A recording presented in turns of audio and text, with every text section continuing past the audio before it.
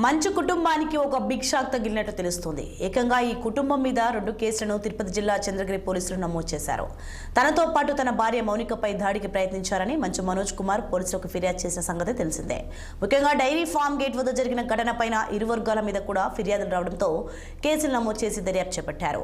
మనోజ్ ఫిర్యాదు చేసిన వారి లిస్టులో A1 గా విజయసింహ, A2 గా సురేంద్ర, A3 గా బాలాజీ, A4 గా సారథి, A5 గా కిరణ్, A6 గా రవిశేఖర్, A7 గా హేమాద్రి, A8 గా gym Chandrasekhar, A9 MVS money ఉన్నట్లు సమాచారం.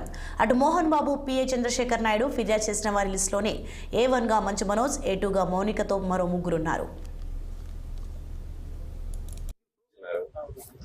జరగడం నిజంగా చాలా బాధాకరమైన విషయం.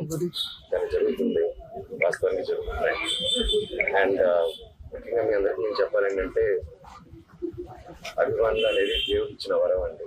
అండ్ నా వెల్విషర్స్ గా వాళ్ళు ఎంతో కష్టపడుతూ వాళ్ళ సొంత బిజినెస్ చేసుకొని, సొంత పనులు చేసుకొని, వాళ్ళ అభిమానంతో మళ్ళీ వచ్చాను, మళ్ళీ సినిమాలకు వచ్చాను ఆనందంతో.